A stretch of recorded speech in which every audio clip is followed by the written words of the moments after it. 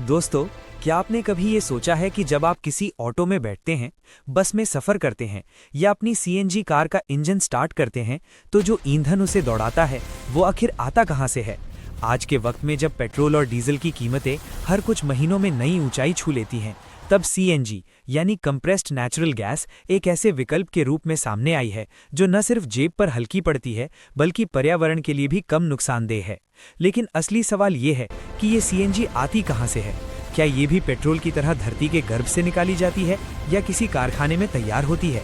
और आखिर ये गैस पंप स्टेशन से होते हुए आपकी गाड़ी के सिलेंडर तक पहुंचती कैसे है? आज इस वीडियो में हम इन सभी सवालों का जवाब बेहद आसान और दिलचस्प तरीके से देंगे। लेकिन आगे बढ़ने से पहले एक छोटी सी बात, अगर आपको इस तरह की जानकारी से भरी वीडियो अच्छी लगती है तो इसे अंत तक देखें, क्योंकि आज कुछ ऐसी बातें जानने को मिलेंगी जो शायद आपने पहले कभी नहीं सोची होंगी। चलिए बिना देर किए शुरू करते हैं। दोस्तों, सीएनजी की पूरी यात्रा को समझने के लिए हम इसे 3 हिस्सों में बांटेंगे। पहला, नेचुरल गैस कहाँ से आती है और कैसे बनती है। दूसरा, इस गैस को सीएनजी में कैसे तब्दील किया जाता है। और तीसरा, ये गैस फ्यूल स्टेशन और फिर हमारे वाहनों तक पहुंचती कैसे है। तो सबसे पहले समझते हैं नेचुरल गैस की कहानी। दोस्तों, नेचुरल गैस भी कोयले और कच्चे तेल की तरह एक जीवाश्म ईंधन है और इसकी उत्पत्ति की कहानी करोड़ों साल पुरानी है। एक ऐसा दौर था जब इस धरती पर घने जंगल लहराते थे, समुद्र में असंख्य जीव तैरते थे और हर तरफ जीवन की भरमार थी। किसी भीषण प्राकृतिक घटना जैसे भूकंप, बाढ़ या ज्वालामुखी विस्फोट के बाद इन जीव जंतुओं और वनस्पतियों के अवशेष जमीन और समुद्र की तली में दफन हो गए। ऊपर से मिट्टी और पत्थरों की परतें एक के बाद एक जमती रहीं। इन दबे हुए अवशेषों पर धीरे धीरे असाधारण दबाव और ताप का असर पड़ने लगा। ऑक्सीजन की अनुपस्थिति में करोड़ों साल तक चलने वाले रासायनिक बदलाव के बाद ये अवशेष नेचुरल गैस, कच्चे तेल और कोयले में रूपांतरित हो गए। नेचुरल गैस में सबसे ज्यादा मात्रा मीथेन की होती है, जो एक कार्बन और 4 हाइड्रोजन के अणुओं से बनी होती है। ये बेहद हल्की और तेजी से जलने वाली गैस है, इसीलिए ईंधन के रूप में ये इतनी कारगर है। अब सवाल उठता है कि वैज्ञानिकों को कैसे पता चलता है कि धरती के किस हिस्से में नेचुरल गैस का भंडार छिपा है। इसके लिए एक विशेष तकनीक अपनाई जाती है जिसे भूकंपीय सर्वेक्षण यानी सीस्मिक सर्वे कहते हैं।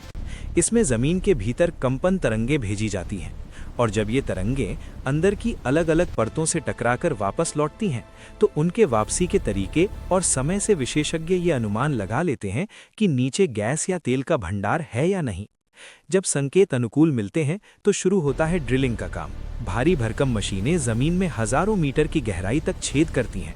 ये काम बेहद जटिल होता है और कई बार तो समुद्र की गहराई में भी ड्रिलिंग करनी पड़ती है। जब गैस का भंडार मिल जाता है तो पाइपलाइन के जरिए उसे बाहर खींचा जाता है। लेकिन दोस्तों, यहाँ एक बहुत ज़रूरी बात है।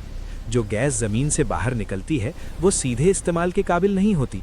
इसे कच्ची नेचुरल गैस कहा जाता है और इसमें कई तरह की अशुद्धियाँ मिली होती हैं, जैसे पानी की नमी, कार्बन डाइऑक्साइड, हाइड्रोजन सल्फाइड और कभी-कभी बारीक रेत या धूल के कण भी। अगर इसे बिना सफाई के इस्तेमाल किया जाए तो ये न सिर्फ इंजन को नुकसान पहुंचाएगी बल्कि खतरनाक भी साबित हो सकती है। इसलिए अगला ज़रूरी कदम है गैस की सफाई। इस कच्ची गैस को एक प्रोसेसिंग प्लांट में भेजा जाता है, जहां कई चरणों में इसे शुद्ध किया जाता है।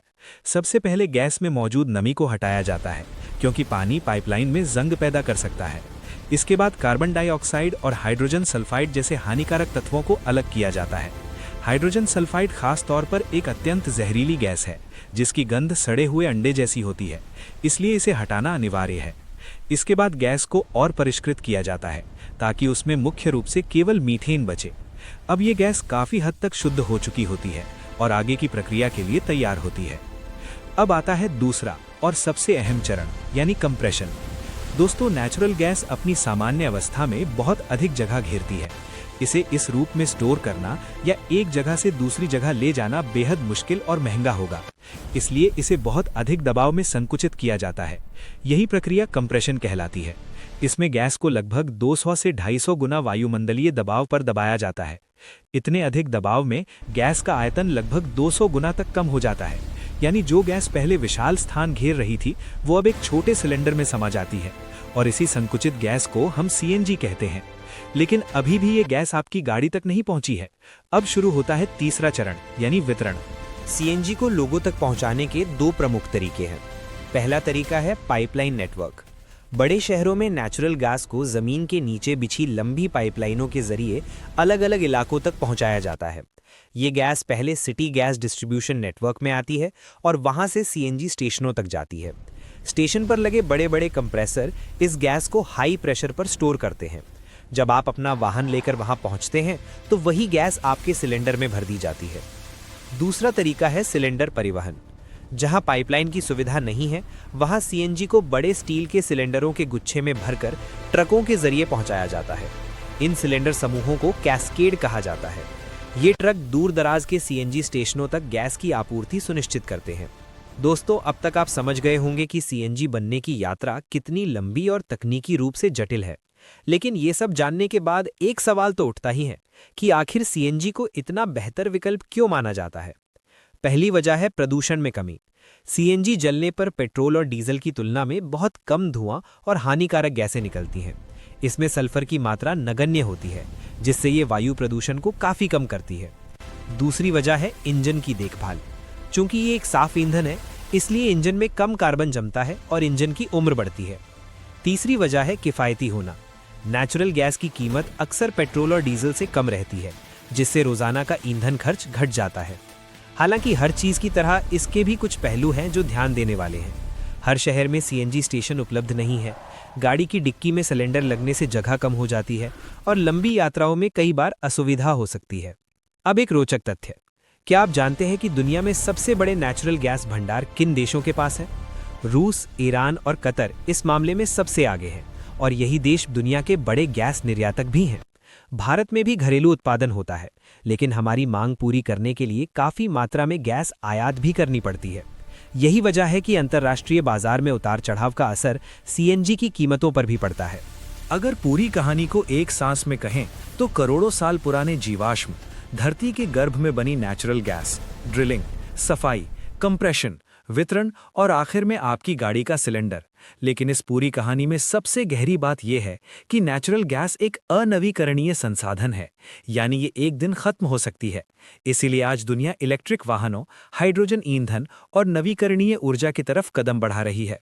हो सकता है कि आने वाले कुछ दशकों में हमारी गाड़ियां न पेट्रोल से जलें, न सीएनजी से, बल्कि किसी बिल्कुल नई और टिकाऊ तकनीक से।